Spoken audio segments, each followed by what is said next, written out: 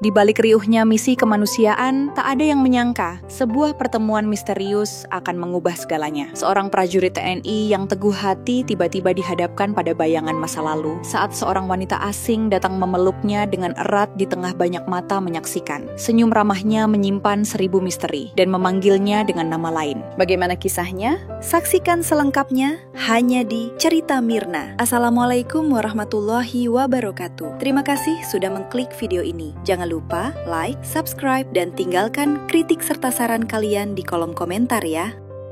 Suasana sore di pangkalan militer Yordania dipenuhi hiruk-pikuk para prajurit yang sibuk menurunkan bantuan kemanusiaan untuk Gaza. Kotak-kotak besar berisi obat-obatan, beras, dan selimut diturunkan dari pesawat Hercules satu persatu. Di tengah kesibukan itu, seorang prajurit TNI bernama Agus berdiri sambil mengatur jalannya distribusi. Tubuhnya tegap, wajahnya tegas, dan sorot matanya penuh kewaspadaan.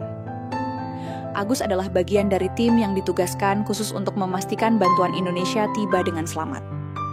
Di tugas kali ini, ia sangat menikmati setiap detiknya. Ia percaya bahwa setiap tenaga dan keringat yang ia curahkan adalah bentuk pengabdian untuk kemanusiaan. Namun, di balik rutinitas itu, sebuah peristiwa tak terduga terjadi. Dari kejauhan, seorang wanita berkerudung berjalan perlahan mendekat. Wajahnya tampak asing, namun tatapannya tajam, seakan menyimpan sesuatu yang sulit ditebak. Ia menenteng tas kecil, langkahnya ragu, seolah ingin memastikan tujuannya benar. Agus menoleh sekilas, awalnya mengira wanita itu hanya relawan asing yang biasa lalu lalang di area bantuan. Tapi, saat wanita itu berhenti tepat di hadapannya, Agus merasa ada yang janggal.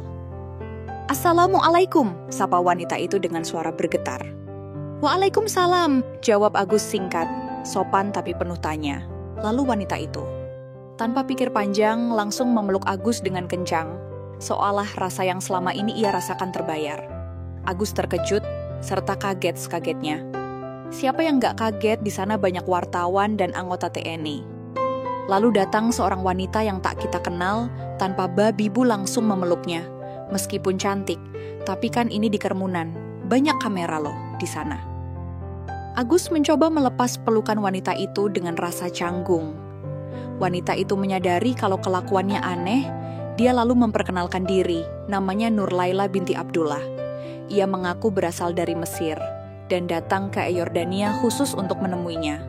Agus mengernyit, tidak mengerti maksudnya. Ia bahkan tak pernah merasa mengenal wanita itu sebelumnya. Dengan tergesa-gesa, Nurlaila lalu membuka ponselnya, menunjukkan sebuah foto lama. Foto itu memperlihatkan dirinya bersama seorang pria yang wajahnya sangat mirip dengan Agus. Senyum pria di foto itu begitu lepas, seakan penuh kasih sayang. Agus terdiam, jantungnya berdetak lebih cepat. Bukan karena ia merasa mengenali gambar itu, tapi karena kemiripan wajahnya dengan pria di foto benar-benar tak terbantahkan. Dengan sepersekian detik hatinya berbisik, "Loh, kok bisa semirip ini? Apa maksudmu?" tanya Agus dengan nada serius. "Kamu Surya kan? Kenapa kau menghilang begitu saja tanpa memberi kabar apapun? Kenapa kamu tidak memberitahuku kalau kamu sekarang jadi prajurit TNI?" Katanya dalam bahasa Indonesia yang terdengar cukup fasih.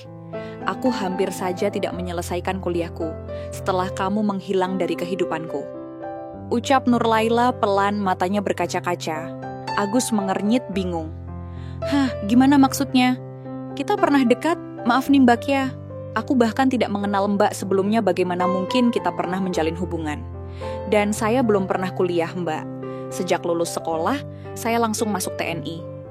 Jadi mungkin Anda salah orang," kata Agus mencoba menepis semua kejanggalan ini. Keramaian pangkalan makin gaduh setelah kejadian itu. Beberapa prajurit menoleh penasaran. Bahkan ada wartawan yang hampir mengarahkan kameranya ke arah Agus dan Nurlaila. Agus buru-buru memberi kode dengan tangannya agar tak ada yang merekam. Ia sadar situasi ini bisa menimbulkan masalah besar bila tersebar luas. Nurlaila menunduk malu. Menyadari tindakannya barusan bisa dianggap keterlaluan. Namun tekadnya jauh lebih besar daripada rasa sungkan. "Aku tahu ini terdengar gila, tapi kamu adalah Surya. Aku tak mungkin salah, wajahmu, bahkan tatapanmu sama persis dengannya. Sekarang kamu tidak bisa berbohong lagi denganku, ucapnya terbata-bata. Agus menelan ludah. Perkataannya terdengar sungguh-sungguh, tapi tetap tak masuk akal baginya. Namaku Agus Kurniawan, bukan Surya. Ngapain aku bohong sama kamu? Aku memang bukan Surya, Mbak. Saya kuliah saja belum, lalu kamu datang bilang kalau aku pernah menjalani hubungan denganmu. Sumpah ini aneh bener, jawabnya tegas. Nurlaila menggeleng keras. Ia lalu menunjukkan lagi beberapa foto lain, ada potret saat mereka duduk di sebuah kafe, ada juga ketika mereka berpose di depan gedung berarsitektur khas Indonesia. Di setiap foto itu, pria bernama Surya itu selalu berada di sisinya, dengan senyum yang hampir sama persis seperti Agus. Lihat ini. 2 tahun aku bersamanya. Dia fasih berbahasa Arab. Dia yang selalu menemaniku kemanapun aku pergi. Setelah semua kisah yang kami rangkai bersama, ia lalu menghilang begitu saja, tanpa pamit, tanpa meninggalkan jejak. Namun di saat aku sudah mulai menerima atas kepergiannya, aku melihat wajahmu di TikTok, tentang TNI Indonesia yang membawa bantuan ke Gaza. Video itulah yang membawaku ke sini, duduk di hadapanmu sekarang. Saat itu aku sangat yakin kamu adalah Surya. Jelas Nurlaila penuh emosi. Agus memijat pelipisnya, mencoba mencerna. Di satu sisi, logikanya menolak. Di sisi lain, kemiripan di foto itu benar-benar meresahkannya. Kalaupun benar ada orang bernama Surya, kenapa wajahnya bisa sebegitu mirip dengannya? Mbak, kamu harus bisa menerima kenyataan. Kalau saya ini Agus, bukan Surya, saya juga tidak bisa berbahasa Arab, katanya lagi. Meski kali ini suaranya terdengar lebih pelan, seolah sedang menenangkan. Nurlaila tak bergeming. Mendengar penjelasan Agus, matanya berkaca-kaca, seakan menyimpan luka lama yang belum sembuh. Agus menghela napas panjang. Ia tahu situasi ini tidak boleh berlarut, tapi hatinya mulai terusik. Bukan karena ia percaya, melainkan karena kebenaran di balik cerita Nurlaila terasa terlalu rumit untuk sekadar diabaikan. Di tengah kebingungan itu, bayangan Surya mulai menghantui pikirannya. Siapa sebenarnya pria yang sangat mirip dengannya itu? Dengan keadaan yang makin sulit dinalar, Agus memilih membawa Nurlaila ke ruangan sederhana di pos komando. Ia tidak mau percakapan mereka terdengar prajurit lain atau bahkan tercium wartawan. Begitu pintu tertutup, suasana hening menekan, hanya terdengar napas dari keduanya. Baik Mbak Nurlaila, silahkan duduk, kata Agus sambil menunjuk ke arah kursi yang ada di sampingnya. Sekarang tolong katakan sejujur mungkin. Apa tujuanmu sebenarnya datang kemari? Tanya Agus datar. Sorot matanya tajam seperti sedang menilai kejujuran lawan bicaranya. Nurlaila mengangkat wajahnya. Kan aku sudah bilang dari tadi, kalau tujuanku ke sini tidak lain ialah hanya ingin menemuimu, Surya. Atau Agus, apapun namamu. Aku hanya ingin tahu kenapa kau menghilang dari hidupku. Aku hanya butuh jawaban darimu, tidak lebih dari itu kok. Suaranya bergetar, namun tatapannya tetap teguh. Seolah menanti jawaban yang sudah lama tak terjawab. Agus menghela napas, lalu duduk berhadapan dengannya. Hatinya diliputi rasa curiga. Di kepalanya berputar kemungkinan buruk. Ia tahu, sebagai prajurit yang sedang bertugas di luar negeri, ia harus ekstra hati-hati di situasi apapun. Jangan-jangan wanita ini bukan orang biasa. Bisa saja ia bagian dari agen intelijen asing yang sengaja mendekat untuk menguji kesetiaan seorang prajurit Indonesia. Dengar Mbak, Agus mencondongkan tubuhnya.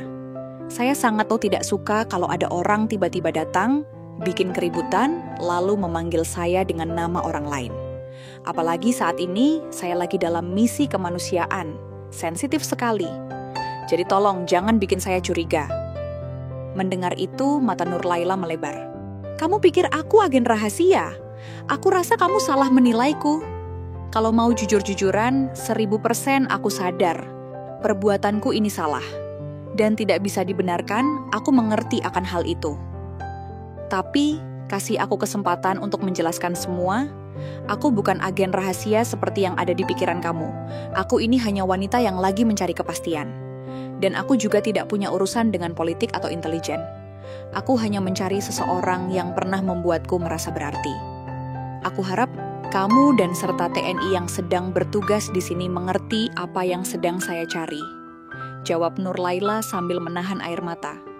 Agus menatapnya lekat-lekat. Kata-kata Nurlaila terasa tulus, tapi nalurinya sebagai prajurit membuatnya tetap waspada.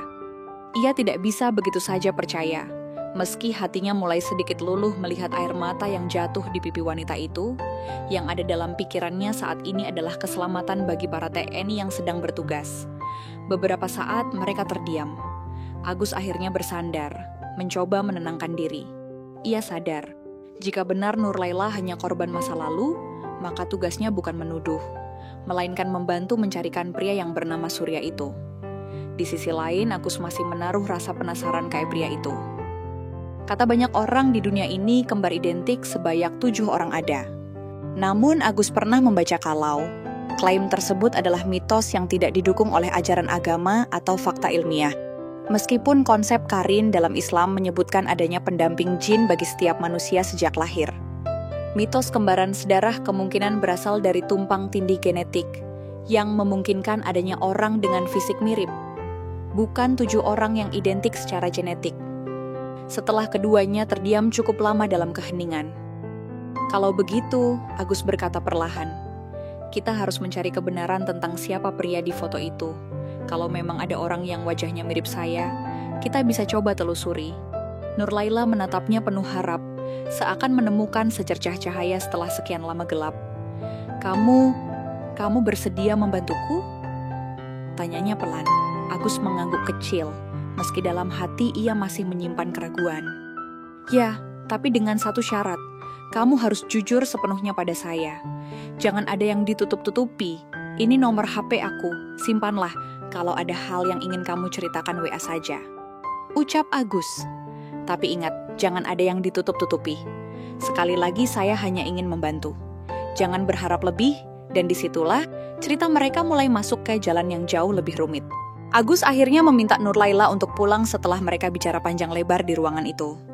Ia tidak ingin pertemuan tersebut jadi bahan omongan apalagi sorotan. Sebagai prajurit, menjaga nama baik dan memastikan keadaan kondusif jauh lebih penting daripada meladeni rasa penasaran orang lain. Nurlaila menurut, meski wajahnya masih menyimpan banyak tanya. Keesokan harinya, sebuah pesan singkat masuk ke ponsel Agus. Nurlaila mengajak Agus bertemu di luar pangkalan. Setelah Agus membaca berulang kali, ia lalu mengetik balasan singkat. Maaf, saya belum bisa bertemu kamu. Kalau kamu ingin bicara, cukup lewat telepon. Aku tak mau melanggar aturan. Yang kemarin saja aku ditegur sama pimpinan. Awalnya Nurlaila kecewa, tapi akhirnya ia mengerti dengan posisi Agus. Dalam panggilan telepon malam itu, ia meminta maaf. Suaranya terdengar penuh penyesalan. Agus, aku minta maaf. Dengan tingkahku kemarin membuatmu tidak nyaman dan ditegur sama atasanmu. Aku minta maaf ya, kamu paham maksudku kan? Sekarang aku sadar, apa yang aku lakukan kemarin bisa saja membuatmu dipecat dari kesatuan TNI. Sekali lagi aku minta maaf. Aku sangat berharap kamu memaafkan tingkahku yang keterlaluan itu. Dan aku juga berharap kamu menepati janjimu untuk mencari Surya. Dia sangat berarti dalam hidupku. Agus, apa kamu masih mendengarku? Iya, masih kok, jawab Agus sambil tersenyum getir mendengar permintaan maaf Nurlaila. Ia menyadari permintaan maaf Nurlaila terdengar begitu tulus. Lalu ia melanjutkan, saya menghargai perasaanmu, tapi saya juga harus jujur mengatakan kalau saya memang bukan Surya. Di seberang, terdengar helaan napas panjang. Iya, aku mengerti. Tapi aku masih menunggu bantuan dari kamu. Percakapan itu membuat Agus lega. Setidaknya Nurlaila mulai terbuka dan tidak lagi memaksakan keyakinannya. Namun di balik itu, rasa penasaran Agus justru semakin dalam. Benarkah di dunia ini ada orang yang bisa semirip itu? Atau ada sesuatu yang belum terungkap? 2 hari lagi tugas saya di sini selesai, kata Agus akhirnya. Saya akan kembali ke Indonesia bersama tim. Setelah itu, mungkin saya bisa membantu kamu sejauh yang saya bisa. Tapi di sini, saya harus fokus pada tanggung jawab saya. Nurlaila terdiam sejenak, lalu menjawab pelan. Terima kasih, Agus. Itu sudah lebih dari cukup. Aku hanya butuh pengertian dan maafmu. Malam itu, untuk pertama kalinya sejak pertemuan mereka, Agus merasa sedikit tenang. Nurlaila memang masih menyimpan rasa, tapi setidaknya ia mulai menerima kenyataan. Hari-hari terakhir di pangkalan terasa begitu padat. Para prajurit sibuk membereskan logistik dan menyiapkan laporan akhir sebelum kembali ke Indonesia. Agus pun tak luput dari rutinitas itu. Namun di sela kesibukannya, pikirannya kerap melayang pada percakapan malam terakhir dengan Nurlaila. Sore itu, teleponnya kembali berdering. Nama Nurlaila muncul di layar. Dengan sedikit ragu, Agus mengangkat. Agus, bolehkah aku bicara sebentar? Aku hanya ingin menyampaikan sesuatu sebelum kamu pulang. Suara Nurlaila terdengar lebih lembut, tidak sekeras hari-hari sebelumnya. Agus menarik napas lalu menjawab, "Silakan, aku mendengarkan." Ada jeda panjang sebelum Nurlaila melanjutkan. "Aku sudah menerima kenyataan bahwa kamu bukan Surya. Tapi aku mohon, kalau suatu saat nanti kamu menemukan petunjuk tentang dia, segera kabari aku, ya. Aku tidak ingin kehilangan harapan itu sepenuhnya." Agus terdiam, hatinya diliputi perasaan campur aduk. Ia bukan pria itu, namun wajah mereka yang begitu mirip jelas bukan kebetulan biasa. "Aku mengerti," katanya akhirnya. "Kalau takdir mempertemukan aku dengannya, aku akan menghubungimu. Itu janjiku," seorang prajurit. Hening sejenak menyelimuti percakapan. Lalu Nurlaila menambahkan, "Terima kasih ya, kamu memberi aku kekuatan untuk melangkah lagi. Aku doakan kamu selamat sampai tanah air." Agus menutup telepon dengan perasaan lega sekaligus bingung. Ia lega karena Nurlaila akhirnya bisa menerima keadaan. Namun bingung karena bayangan tentang Surya masih menghantui pikirannya. Malam itu, Agus duduk di depan ranjangnya, menatap keluar jendela barak. Bintang-bintang bertaburan di langit Yordania, seolah memberi isyarat bahwa setiap misteri punya waktunya sendiri untuk terjawab. Dalam hatinya, ia berjanji akan mencari tahu lebih dalam ketika sudah kembali ke Indonesia. 2 hari lagi ia akan pulang, tapi benang merah antara dirinya, Nurlaila, dan sosok bernama Surya baru saja mulai terjalin. Hari kepulangan akhirnya tiba. Pangkalan yang selama berminggu-minggu dipenuhi kesibukan kini terasa berbeda. Suara pesawat Hercules yang meraung di landasan udara seakan menjadi penanda berakhirnya tugas panjang penuh sukaduk. Agus berdiri bersama rekan-rekan prajuritnya. Seragamnya rapi, wajahnya serius tapi matanya menyimpan kelegaan. Di kantong celananya, telepon genggam bergetar. Sebuah pesan singkat masuk dari Nurlaila. "Selamat jalan Agus, terima kasih sudah mau mendengar dan tidak menghakimiku. Semoga Allah melindungimu sampai Indonesia. Jangan lupakan janjimu." Agus membaca pesan itu dengan senyum tipis. Ia mengetik balasan sederhana. "Akan kuingat. Jaga dirimu baik-baik." Pesawat mulai mengangkut pasukan satu persatu. Sebelum naik, Agus sempat menoleh ke arah pagar pangkalan. Ia tahu Nurlaila tidak ada di sana. Namun entah mengapa ia merasakan kehadirannya. Doa wanita itu seolah ikut mengiringinya pulang. Di dalam pesawat, Agus duduk bersandar, mencoba memejamkan mata. Namun bayangan wajah Surya terus muncul. Mirip, terlalu mirip, seakan ia sedang melihat dirinya sendiri dalam cermin. "Siapa sebenarnya dia?" gumam Agus pelan. Tidak ada yang menjawab selain deru mesin pesawat yang kian meninggi. Perjalanan panjang kembali ke tanah air membuat Agus merenung. Ia sadar, tugas sebagai prajurit tidak hanya soal mengangkat senjata atau mengawal misi kemanusiaan. Terkadang, tugas itu juga datang dalam bentuk menjaga hati orang lain agar tidak patah. Seperti yang baru saja ia lakukan untuk Nurlaila. Sesampainya di Indonesia, Agus disambut keluarga dan rekan-rekan seperjuangan. Senyum hangat menghapus sejenak segala letih. Namun jauh di lubuk hatinya, sebuah janji terus bergetar. Mencari tahu tentang Surya. Bagi Nurlaila, kisah itu mungkin penantian panjang yang belum selesai. Bagi Agus, itu menjadi misteri yang menantang keyakinan dan logikanya. Mereka kini berada di jalan berbeda, namun terhubung oleh satu nama yang sama, Surya. Dan seperti bintang yang tetap bersinar, Meski terhalang awan, cerita ini belumlah benar-benar berakhir. Hanya menunggu waktu, kapan takdir mempertemukan jawaban yang sesungguhnya.